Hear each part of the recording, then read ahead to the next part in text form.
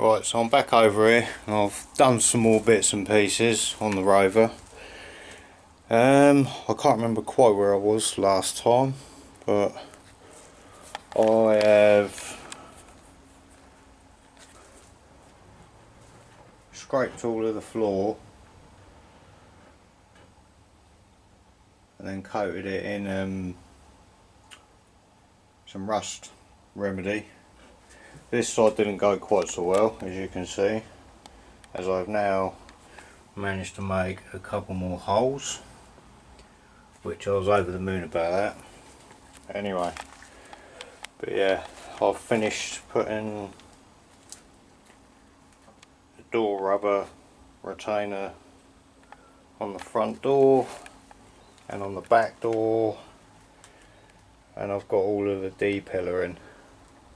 So I don't normally come over here because it's Sunday today, not Saturday. I was over here yesterday, but unfortunately I burnt out my grinder, so I didn't get as far as I'd like. We've got all of this welded up now.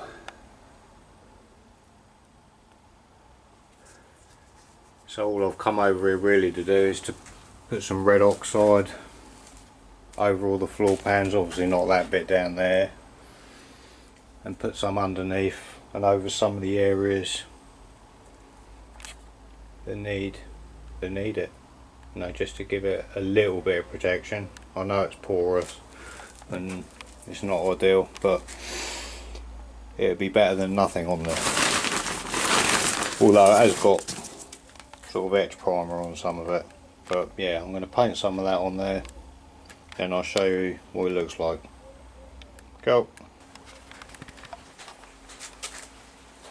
Right, so as you can see, I've got one side all done in red oxide.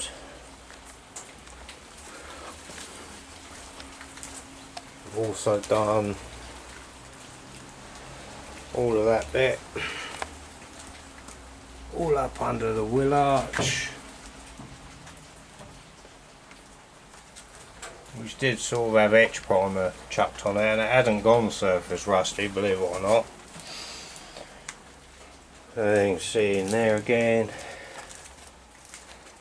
we've done a bit on the front splash panel, not very easy to see. And I've done all along the inner, not the inner, the outer seal, and the underneath of the floor pan. I don't know where I'm looking now. You get the idea anyway, just to give it a bit of protection. I wish I'd done it as I went along now, because it's taken a lot longer than I thought. Anyway, I'll do the other side now, and then that'll be me done for the day. I'm only doing a little bit of painting and then that's it for today. Right, so I've given this side a coat now as well. You see, covered pretty good. I haven't done that bit down there because once I get my grinder sorted, I need to cut a piece out here to fix these bits where it's peppered. It's my own fault, I should have noticed sooner, but there you go.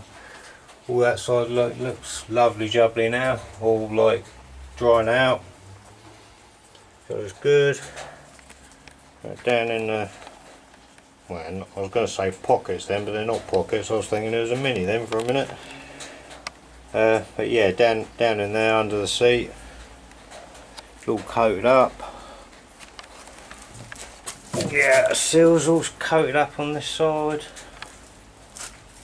all up underneath where I've welded it so far. I do need to scrape all the underseal off yet, all the rest of the underseal off. Yeah, splash panel on the front, it's welded behind there. Yeah, bit slapdash, but it's all got a good coating, because there was a couple of bits that I thought put a bit of primer over, and there wasn't even anything on it, so probably not a bad call doing this. But yeah, oh, I should have put a bit out there, shouldn't I? No, well, we'll do that next week. Because next time I need to do that bit on the floor, obviously. Then I'll need to continue and finish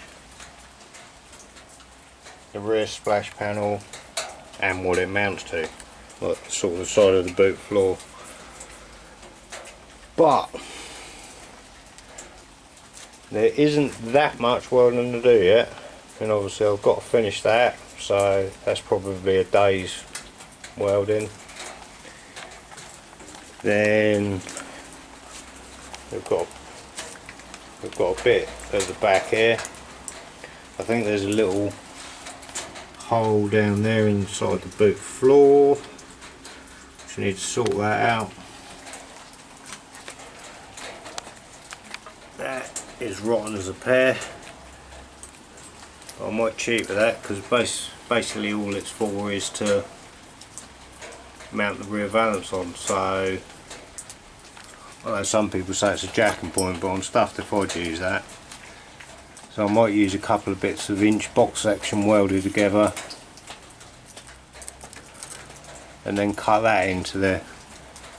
But we'll see. I'm undecided on that yet. But yeah, it's all looking pretty good now. You can see, I already showed you that, didn't I? But there you go. Show you again. Yeah, happy days. It's amazing what a little splash of paint over everything and actually clearing all the rubbish out of the car. Well, it wasn't rubbish, it was all my tools for welding and stuff, but it's amazing how much tidier it's made everything look. But there's all the welds inside will eventually be seam sealed, and then I'm going to put some, I don't know what I'm going to paint over the top yet. I'm still undecided. I don't know if to use like Gravitex or something like that. I know it's like a stone chip guard, but it's only going to be under the carpet. I'm not painting it all yellow in it. Although saying that, I've got some cellulose yellow in the right colour, but I don't think I'll be able to get away with hand painting that in there, because I'm not spraying it in there. It's too much of a pain in the arse to mask everything up. But yeah, all doing good. I can't wait to put all this wiring back in as well. That's going to be fun. The roof's sort of sat on there temporary, like loose. As you can see, fed up and the sheet keep falling inside, so I just laid that on there. But I do really need to get the roof fitted and get this top half painted, but I don't know whether I'm going to get that far before the weather starts to turn. I know it's hot at the moment, probably too humid to paint at the moment anyway, even if I was ready. But